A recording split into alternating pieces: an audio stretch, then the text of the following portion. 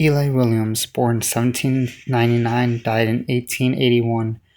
Williams settled in Chicago in 1833 when the population numbered 200 and built a store on South Water Street, making his fortune in real estate and public utilities. His is a typical Victorian monument of a woman holding a cross. Dexter's grave. 1793 to April 29, 1845, Graves built a hotel and was listed among 500 Chicagoans on the census taken prior to Chicago's incorporation. On his grave is a haunting bronze figure entitled Eternal Silence, created by Lorado Taft in 1909. William LeBaron Jenney, September 25, 1832 through June 14, 1907.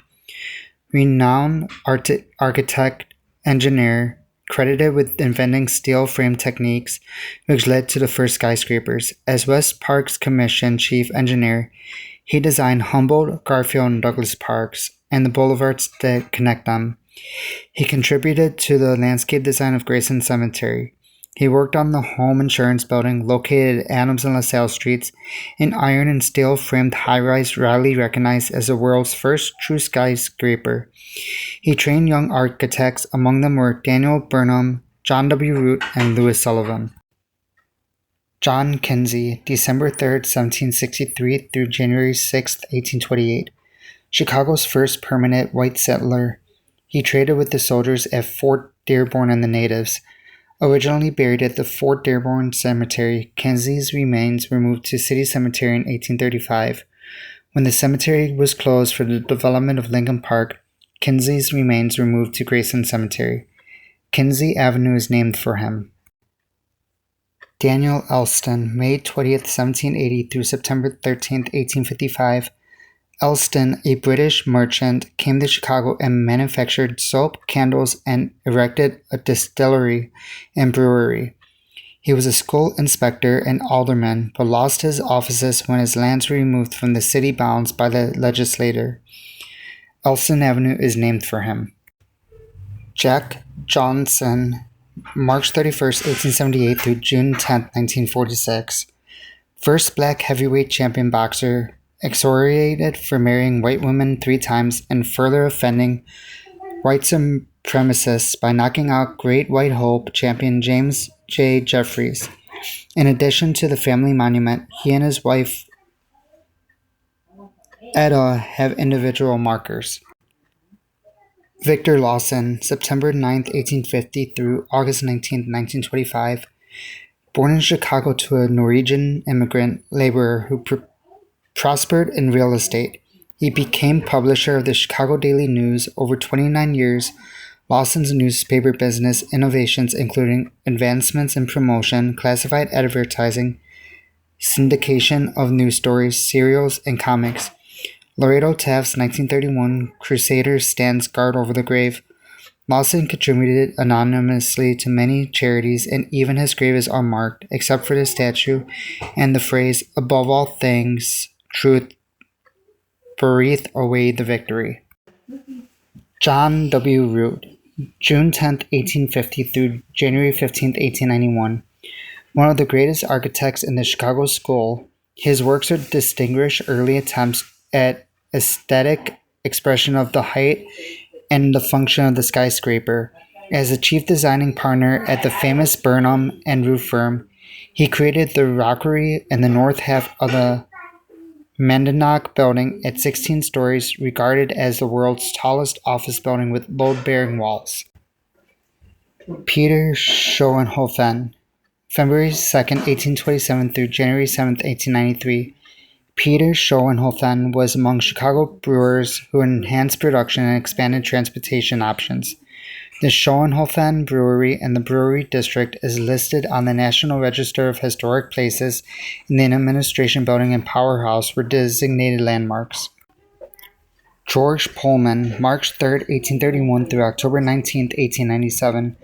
Renowned for luxury rail cars, Pullman made his original fortune by raising buildings. His system of using groups of men with jacks elevated buildings so smoothly that businesses could continue to operate during the procedure. Pullman then invested in his Pullman rail car empire, culminating in the creation of the town bearing the Pullman name. At his death, he was known for refusing to negotiate with unions, and his family feared desecration of his grave.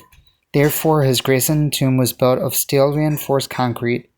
The grave was then sodded and fitted with the Corinthian column and etc. present today.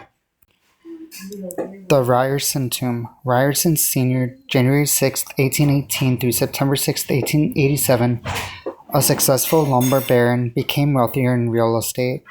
His son Martin A. Ryerson, 1856 through 1932, joined the lumber business after several years of practicing law.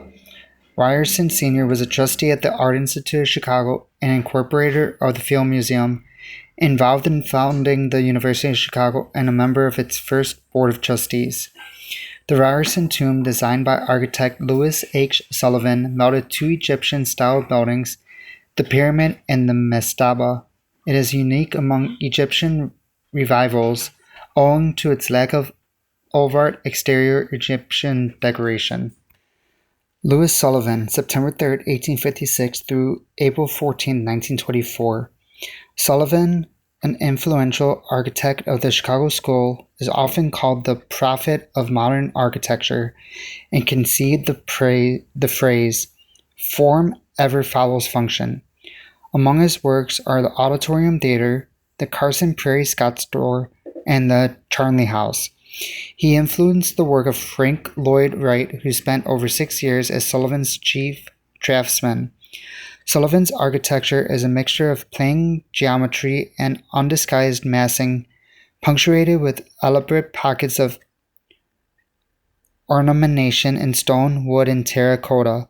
He was buried with a small stone marker, but in 5 years, a more fitting memorial was designed by Thomas Talmadge, with Sullivan's profile set in one of his own designs. William Kimball, 1828 through 1904, pianos and reed and pipe organ manufacturer Kimball was born in Rumford, Maine, and made his fortune in real estate. Before the Panic of 1857, he moved to Chicago and acquired a music store. In 1879, he began building pianos and organs and was so successful that in 1882, he went into full-scale production. Kimball Avenue in Chicago is named for him. William Goodman, 1848 to 1936, an American lumber tycoon. He came to Chicago and is famous for helping to found the Goodman Theater through a gift of $250,000. The donation was made in memory of his son Kenneth Sayre Goodman, a playwright who had envisioned a theater which elevated professional training and performance standards. Notable architect Howard Van Doren Shaw designed the tomb memorializing Goodman's son. Potter Palmer, May 20th, 1826 through May 4th, 1902.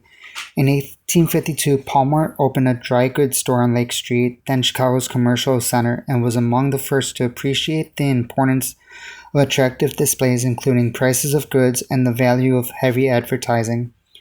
Palmer also allowed customers to take goods on approval and charge purchases. Soon, most Chicago merchants adopted the Palmer system. In 1865, Marshall Field and Levi Leader took over, creating Field, Palmer, and Leader. Later, Marshall Field & Co. He invested heavily in real estate and brought all of Chicago's principal stores to State Street, redefining its business district. He is best known for building the Palmer House Hotel.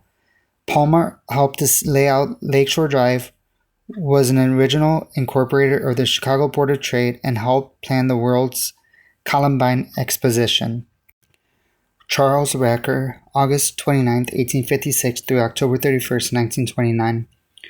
Born in Chicago, Wacker was a businessman and philanthropist, vice chairman of the General Committee of the Commercial Club of Chicago, and chairman of the Chicago Plan Commission. As commission chairman, he championed Burnham's plan for improving Chicago, including public address and publishing Wacker's Manual of the Plan of Chicago by Walter D. Moody as a textbook for local school children. John Altgeld, December 30th, 1847 through March 12, 1902. Algald was a reformist Democratic governor of Illinois, 1893 to 97. He was elected to the Superior Court of Cook County, 1886 through 91, later nominated for governor in 1892, and elected by farm and labor voters.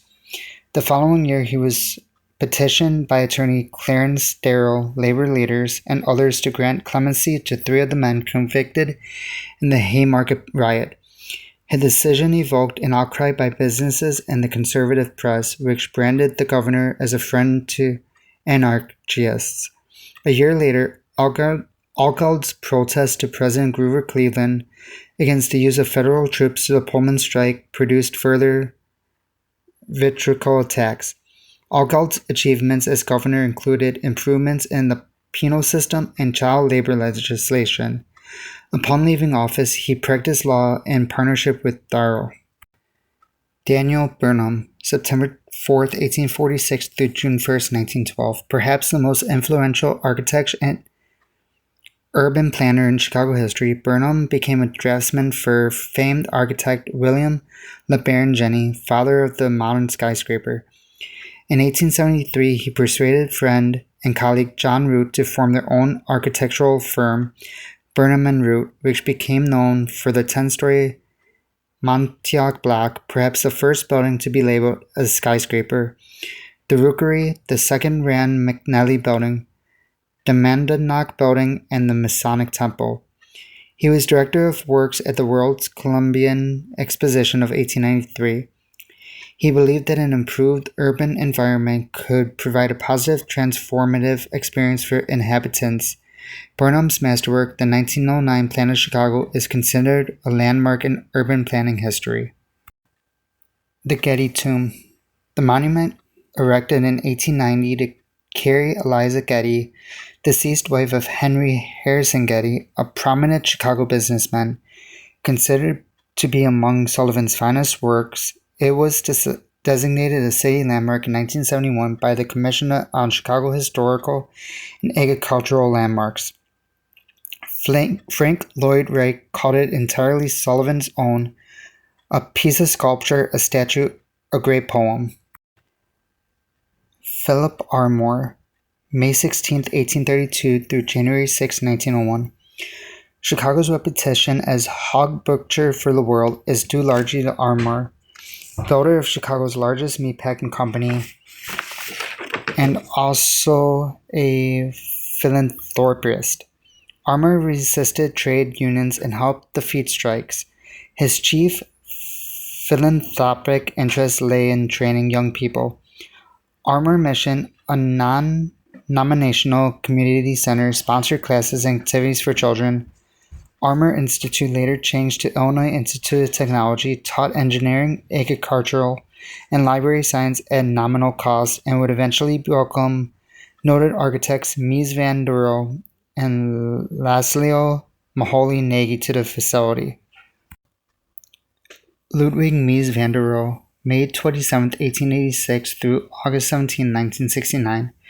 Mies spent the first half of his career in his native Germany, emphasizing open space and revealing industrial materials used in construction. He helped define modern architecture and found the second Chicago School of Architecture.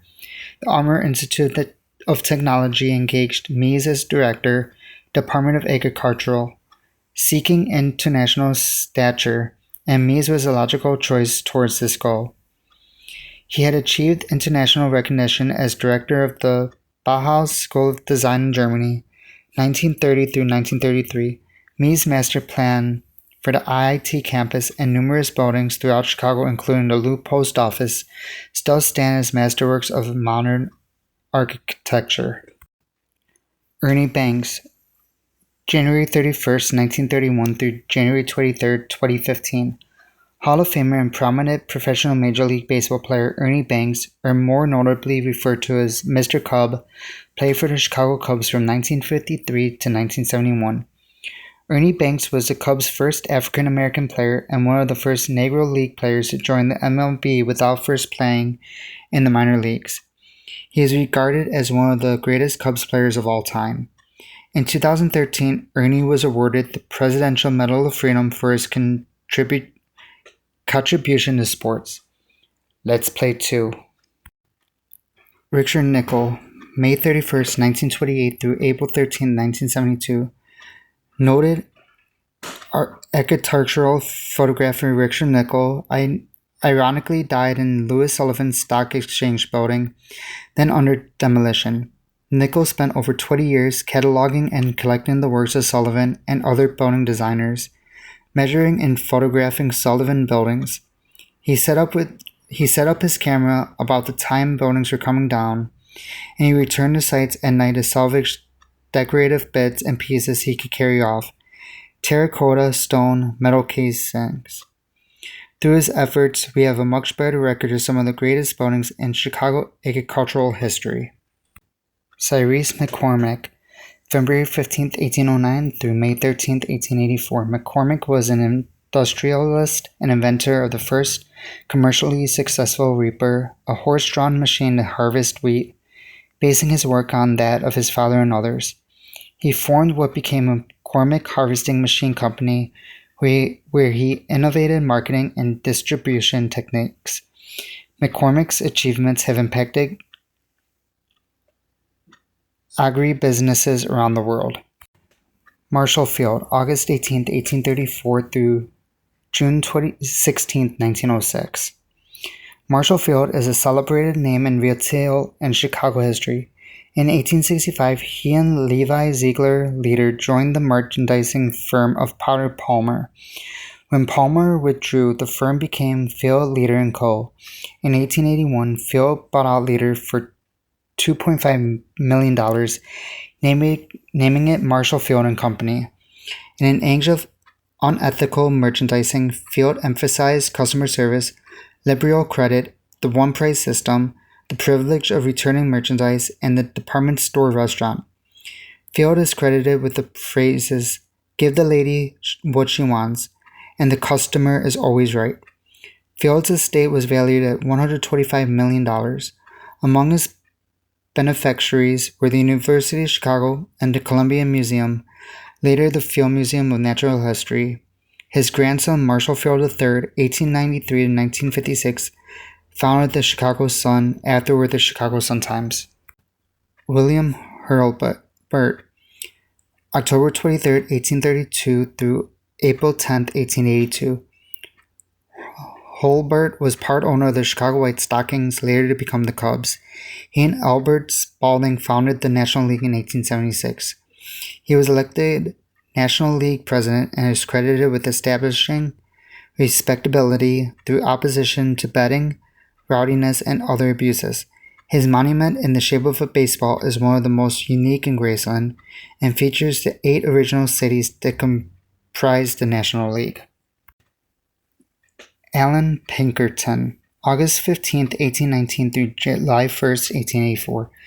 One of America's first undercover agents, Civil War scout, and guardian of President Lincoln, founded the Pinkerton National Detective Agency, providing detective services, capturing train robbers and counterfeiters.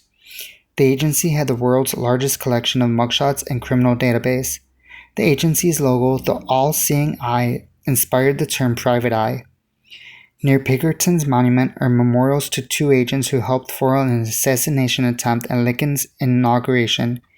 Kate Warney, described by Pinkerton as America's first female detective, and Timothy Webster, later hanged by the Confederacy as a spy. Laszlo Moholy Nagy, July 20, 1895 through November 24, 1946, Hungarian-born abstract painter, designer, typographer, photographer, filmmaker, and theorist. After being severely wounded in the Austro-Hungarian army, started to draw and paint. Appointed in 1923 to the Bauhaus at Weimar, first as head of the metal workshop, then experimented in photography. Moved in 1937 to Chicago and became director of the new Bauhaus and later opened his own school of design. Howard Van Doren Shaw, May 7, 1869 through May 6, 1926. Shaw's privileged upbringing included the Harvard School, Chicago Preparatory School, earning early acceptance to Yale, architectural training at Massachusetts Institute of Technology and extensive travel to Germany, France, Italy, Spain, and England, where he sketched measured drawings of significant architecture. He returned to Chicago, working in the office of William LeBaron Jenney, inventor of the steel frame skyscraper. Inez Clark, September 20th, 1873 to August 1st, 1880. This grave with a statue of a young girl is marked Inez and daughters of J.N. and M.C. Clark. For decades, the girl's identity has been in question. It is now all but certain that the girl is Inez Briggs, the daughter of Mary C. Clark from a previous marriage. Legends of the girl have been numerous. One states she died when struck by lightning, during a picnic, or when locked outside. From this came another that the statue disappears during thunderstorms because Inez is so afraid. William Newberry, September 18, 1804 through November 6, 1868. Real estate investor Newberry organized the Whig Party in Illinois and helped Ogden become Chicago's first mayor. He was president of Chicago's first Young Men's Library Association, a member of the Board of Health, the Board of Education, and a major contributor to St. Paul's Evangelical Church. An anti-slavery man, Newberry joined the Republican Party and supported Abraham Lincoln for the Senate and the presidency. He donated to the Orphans Benevolent Association and helped to found the Chicago Historical Society. After his death, his wishes were carried out, and $2.1 million and some prime city property were donated to the Newberry Library, which became one of the world's great research libraries. And just for a disclaimer, on two of these graves, I did do a video on my YouTube channel. I did one on Dexter Graves, Eternal Silence, aka the Statue of Death, as well as Inez Clark's grave. I did a video as well previously, so please check those out. If you guys like this type of content, leave a like on the video and comment down below. And if you guys are not yet subscribed, hit that subscribe button. Let's try to get to 500 subs by the end of this year. Love you all.